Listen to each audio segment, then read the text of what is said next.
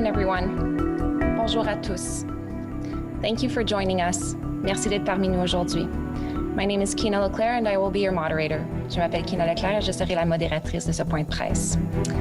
I'm going to invite each agency to ask their question. You may ask one question with one follow-up. Par ordre alphabétique, j'invite maintenant chaque organisme à poser une question et une question de suivi. So we're going to start with Laura Osman at the Canadian Press.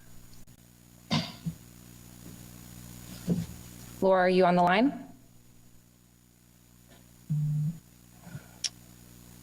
Do we have CBC on the line, Kate Porter or Joanne Chianello? Yes, hi, Kina, I'm here. Go ahead, Kate. My first question is for both the mayor and Steve Kanellakis. I'm wondering about the city-led review and Councillor Hubley's motion a couple of weeks ago, because he had a list of questions at the back of it about things that he wanted answered or looked at in a city-led review. And I'm wondering which questions are top of mind for the two of you to see addressed, very quickly before we face possibly more instances in the summertime. Well, I'll begin, Kate. Thank you for the question. First and foremost, I think the question most people have on their mind is, how was this allowed to happen? And why did it seem to swirl out of control so quickly? We knew trucks were coming to Ottawa. Clearly we didn't have the information that they were going to stay, but that would have been a logical assumption to make, that if they're coming with barbecues and supplies and so on, that you would assume they're staying longer than just a day or two. So how did that evolve?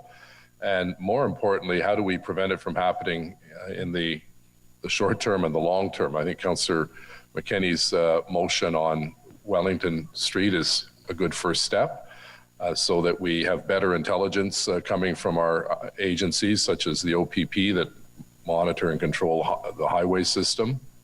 And ultimately, what role the police board played in terms of how this was allowed to really get out of control and lasted far longer than anyone hoped it would. Steve? Oh, okay, thank you. Second question is somewhat related. I mean, a lot of what was talked about today sounded or seemed to suggest, a big rethink in the nature of Ottawa as a capital and how things are organized. And I wonder, Mayor, you spoke about incremental changes with security over the years, but do you think we're at a moment where we'll be looking at a big rethink? And if so, are you hearing from federal counterparts, especially, that they would be on board for that kind of rethink? Well, I've talked to a number of members of Parliament who support the concept of doing a review of Wellington Street and how to make it more secure. I think there's a paramount view that they don't want it, as I said earlier today, to turn into Fort Knox, where we don't allow people to go up and visit the Parliament buildings, take pictures beside the Centennial Flame, participate in yoga on Wednesdays. That's what makes, I think, our capital pretty special, that it is very open and accessible. But I guess the lesson we learned from the occupation by the truckers over the course of the last 4 weeks is that we are vulnerable as a city and a society to these kinds of attacks. I think most people are relieved, A, that it's over, and B, that no one was killed or no one was seriously injured.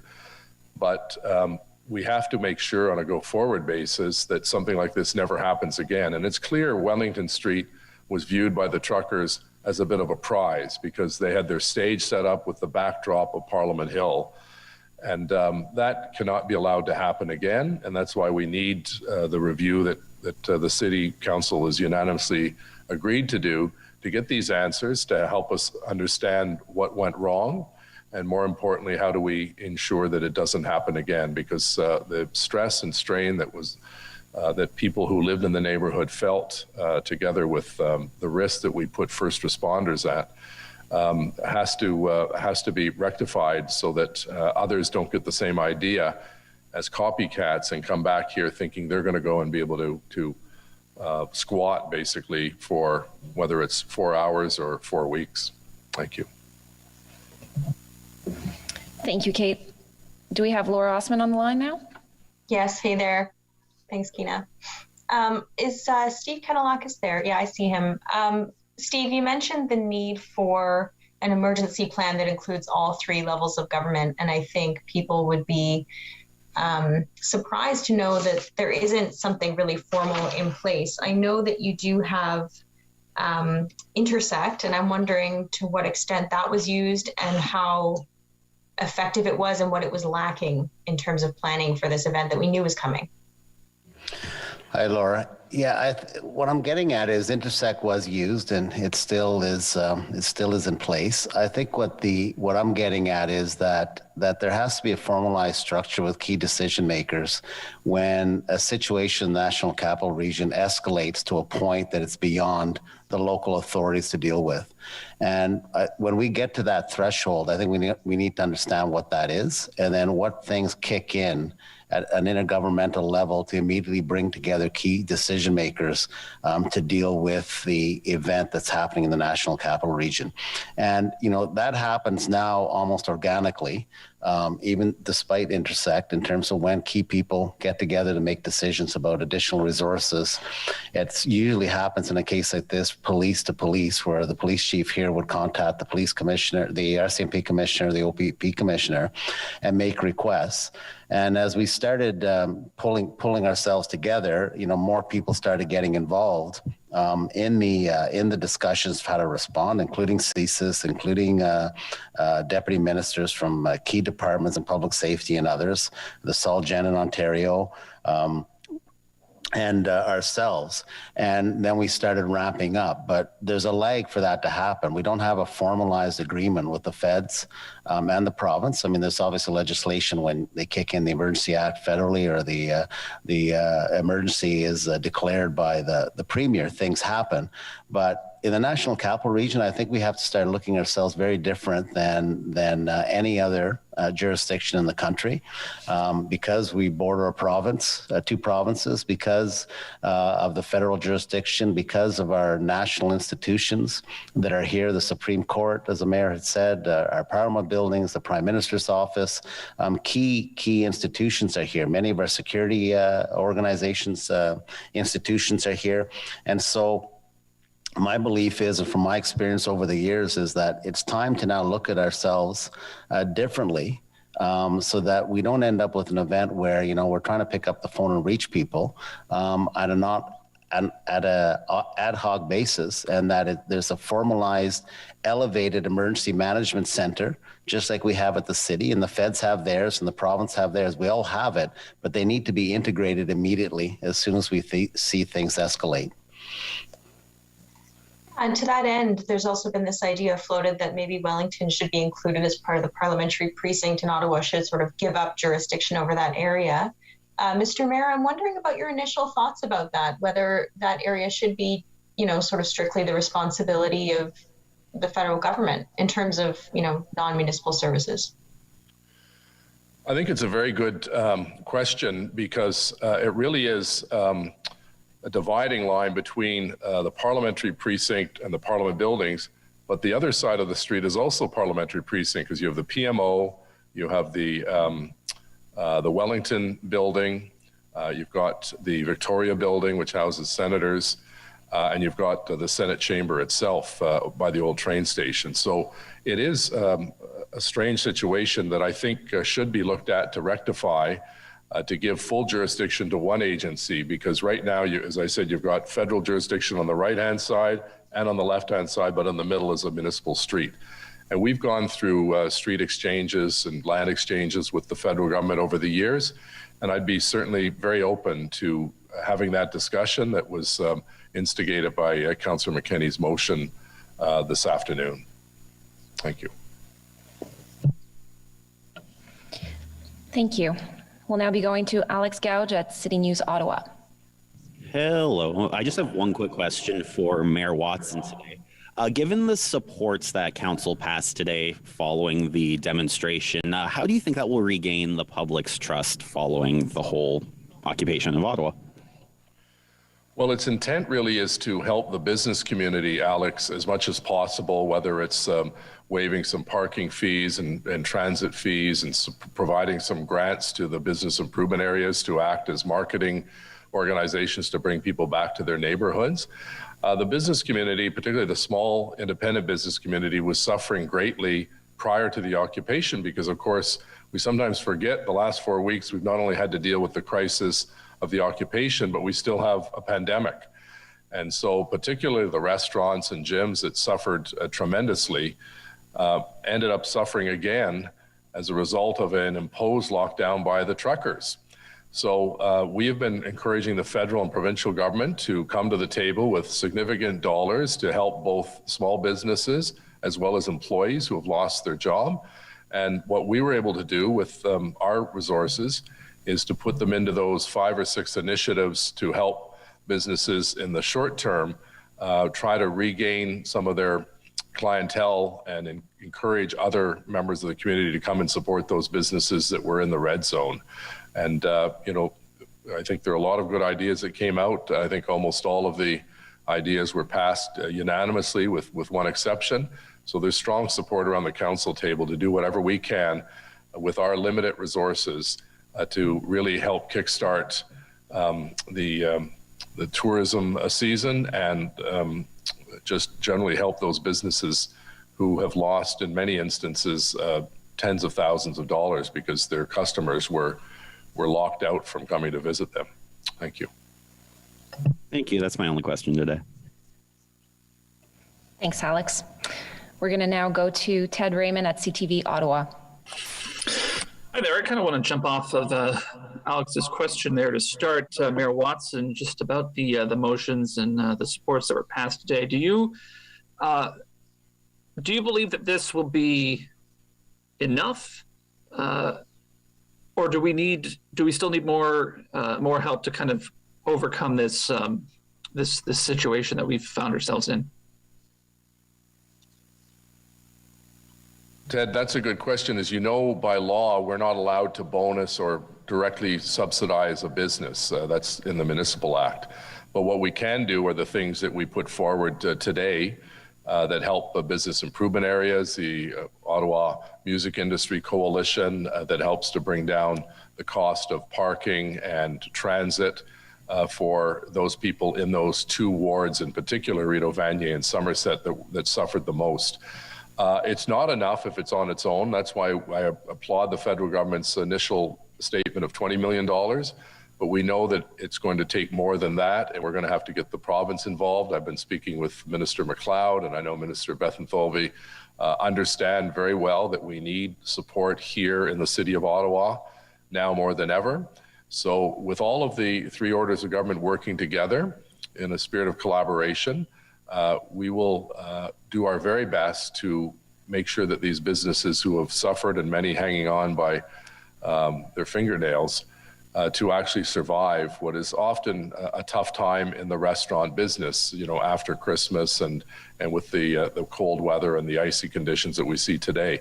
So we need to give individual families and individual citizens the message that these businesses really do need your help.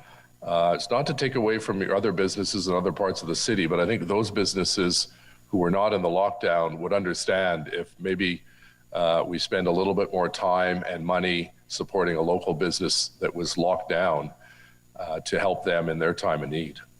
Thank you.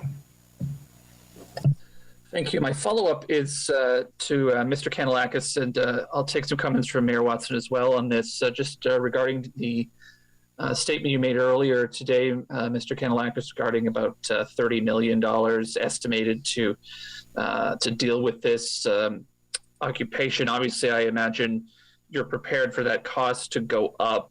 How long do you expect the recovery to take the city to really get everything back to what it was before this occupation came in? And what is your kind of ballpark for, do you have a ballpark for the end cost for this? Thank you, Ted. As I said in the response to a council question, We are preparing to go through next weekend at a minimal in terms of being on standby. Police are ready to go should any flare-ups occur. Anybody is thinking about coming back into the city to enter the zones that have been restricted. Police are able to and are willing to expand the zone should that potential happen. Our plan is to shrink it if we see that's not happening, and our view is that, and I know Interim Chief Steve Bell will give a update at the board tomorrow, but our view is that we're going to maintain this posture through the coming weekend at least, and the police officers will be here the extra staff will be here to cover that eventuality if that should happen. So from a cost perspective, I mean, I threw out $30 million. I mean, that's a soft estimate. It's, people are, I know, reporting it, but I felt I needed to tell council a sense of where we're at. But the costs are continuing. We still have extra officers and extra costs being expended during this week and into next. And those costs will continue growing. So I'm hoping that heading into the week following this weekend, we can start getting back to something that's more normal, and the checkpoints will be pulled back as we get through this week. But I can't say at this point when it will be finally over, when the threats at a minimal and the assessment is made that the threat is no longer there, then we can get back to normal. Yeah, and just to follow up on that with respect to the costs, we estimate about $30 million. As you can well imagine, bringing in that number of police officers, we have to pay for the accommodation and for food and travel and so on. And that's why, several days ago, we started dialogue with the provincial and federal government to make them understand what a huge economic hit this would be to our city budget, and how we need the provincial and federal governments to work collaboratively with us, as they did during the successful completion of the operation to move the people out of the downtown. We need their help because the taxpayers of Ottawa were caught in the middle between the truckers and provincial and federal mandates that clearly we had no jurisdiction over. So just as I'm sure Windsor will be looking for full compensation of their extraordinary costs, we will be doing the same thing. And again, my initial discussions have been very positive. The members of parliament and ministers I've spoken to understand that they will have to come to the table to help us during this period. And as Steve mentioned, we still have extra police from other police services here, and that continues to add to the bill. But it's necessary because we want to make sure that we get through the next weekend and beyond, and we don't have a repeat or anything close to a repeat of what we saw over the last 4 weeks. Thank you.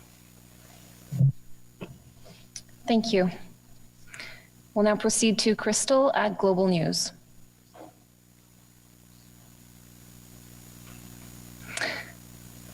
We'll go to Julien Paquette at Le Droit. Hi. First question would be for City Manager. Just curious to know a little more about the frustrations you mentioned during the trying to figure out who's responsible for what in a time of crisis.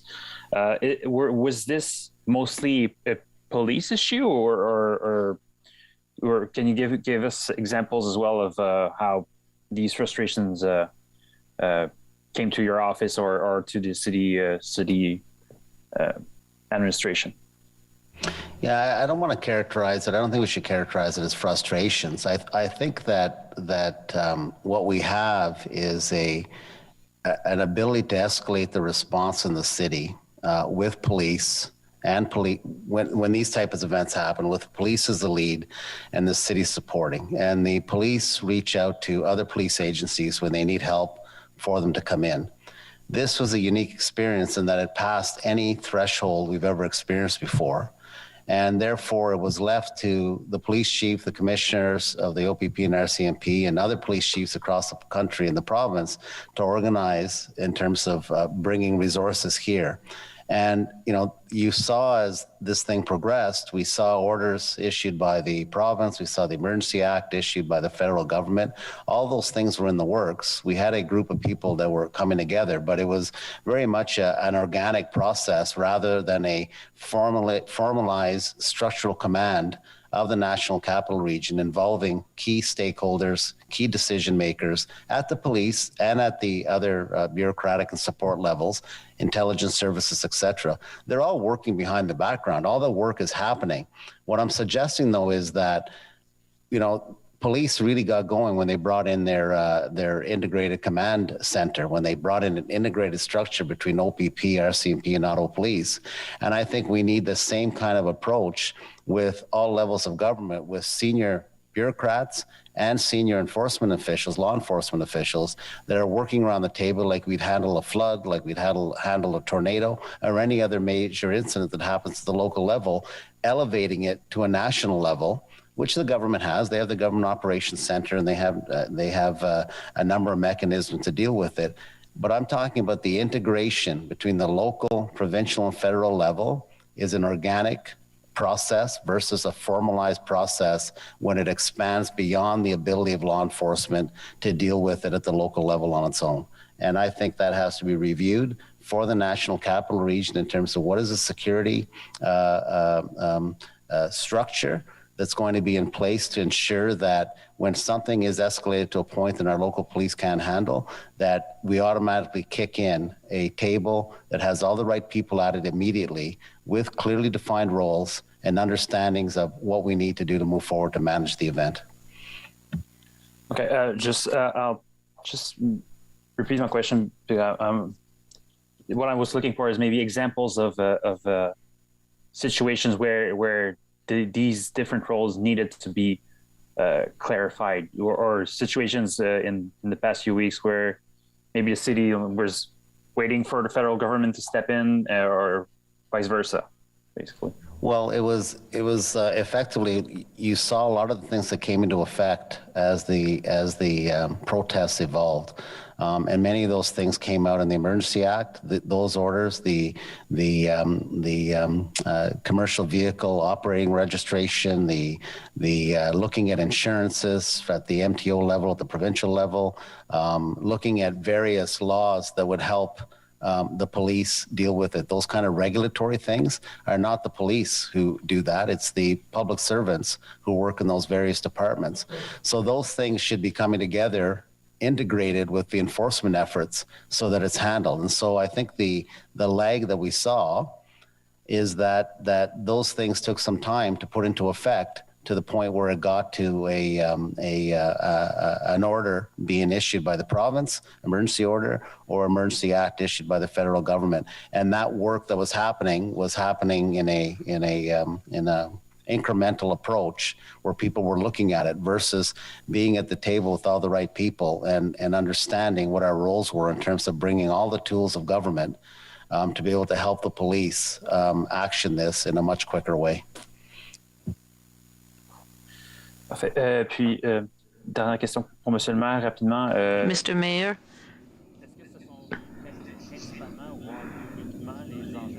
is this mostly safety issues that we saw in the past weeks that lead you to believe that making Wellington a pedestrian street is a good idea? Because I seem to remember hearing you in the past saying that it might not be desirable. So is it only because of the safety issues that you are making such a proposal? Yes, of course. It is a question of safety. Many suggestions have been made to improve the situation on Wellington. This is why I'm supporting the McKenney's motion, because those are questions to ask to our partners, the RCMP, the police of Ottawa.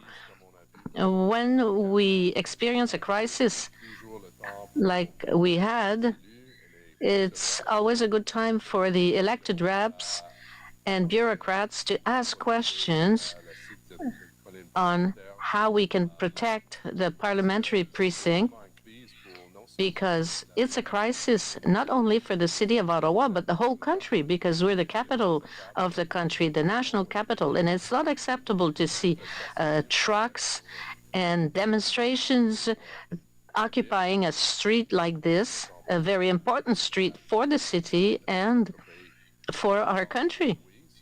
So, yes, it's necessary for us to also contact the STO in Gatineau, because they have planned for a tram on Wellington.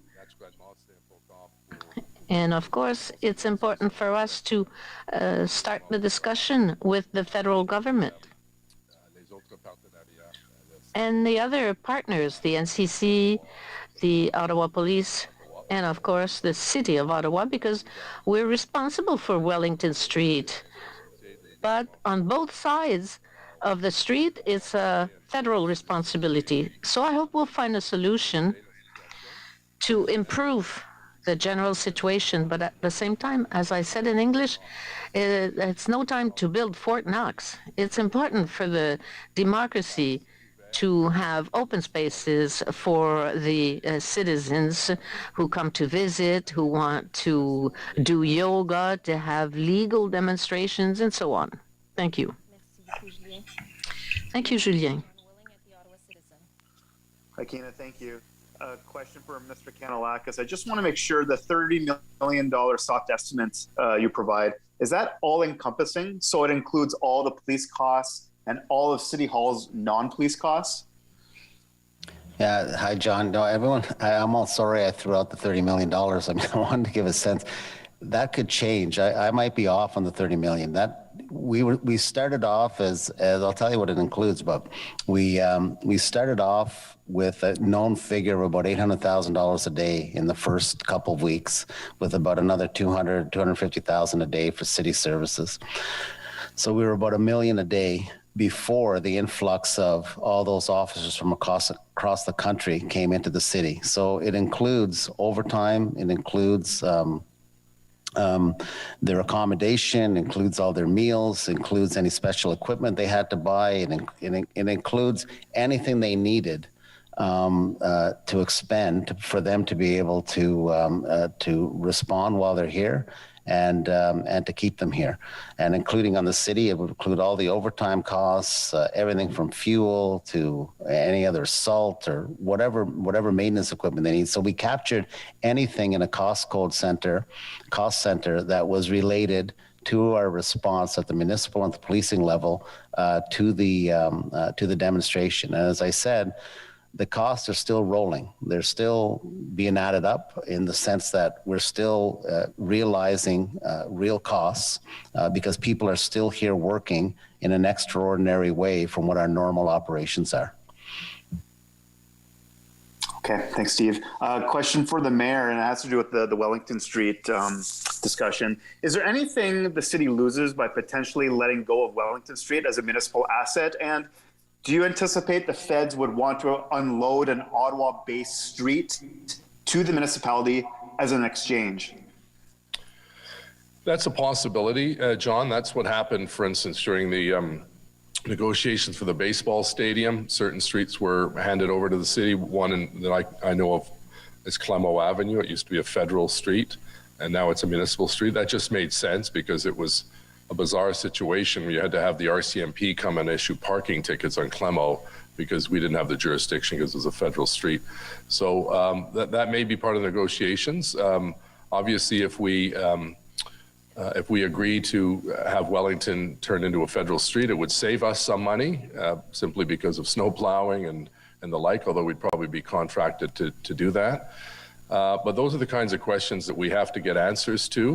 We want to make sure that it makes sense from the city's taxpayer point of view and from a security point of view. But those are all the kinds of discussions that we've had in the past when there's been land swaps between mostly the NCC and the City of Ottawa. Thank you. Go ahead. Nope. Sorry. Thank you very much. On va maintenant passer à Radio-Canada. Est-ce qu'on a Marie-Jeanne? Radio-Canada, Marie-Jeanne. Here I am filling for Renew So we just want a French response to what just the response you just gave about the Wellington Street, if it's going to be an issue for the city to give that part of the street back to the federal government. Qu'est-ce que ça impliquerait en fait de passer? What would that imply to not be responsible for this street? Well, thanks for the question. Of course, it's possible. It's a possibility that we could have an agreement with the federal government to transform to give that street to the federal, because on the right there's the city parliament precinct, and then on the other side it's the Prime Minister office, the Wellington building, and in the middle of it it's a city street. So I think that all members of council adopted the McKenney's motion to review the situation, to ask questions just like you did, to see if it would be a good idea to improve security in the downtown area. The answer, I believe, is yes. So I think the time has come to review this situation, because in the past 20, 30 years, there's always been discussions in the media. I've read an article from Ross Mills, the past chair of the NCC, who thinks it's a good idea to close up Wellington just for safety, not only for parliamentarians, but for visitors and for illegal demonstrations. Thank you. That's it for me. Marie-Christine Villeneuve. Êtes-vous sur la ligne, Marie-Christine? Are you there, Marie-Christine? Whoop. OK. C'est tout le temps qu'on dispose aujourd'hui. This is all the time that we have. Merci beaucoup. Thank you very much. Ah, est-ce qu'on m'entend? Oui, je suis là. Allez-y. Parfait. Je voudrais vous entendre, Monsieur le maire, en français. I'd like to hear you, Mr. Mayor, in French. About the situation. There are encampments that seem to be there in the rural area. How can we be sure that the demonstrators won't be back?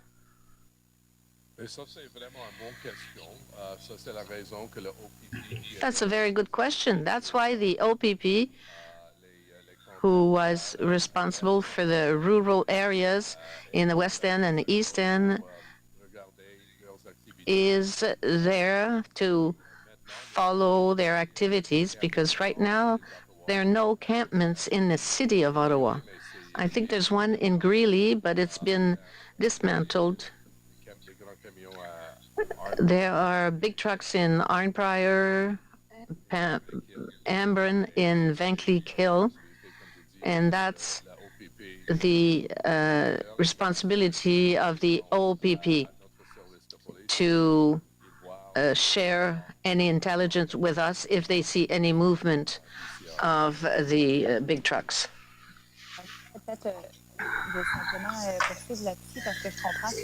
Well, I understand that the OPP will be managing this if they're coming back.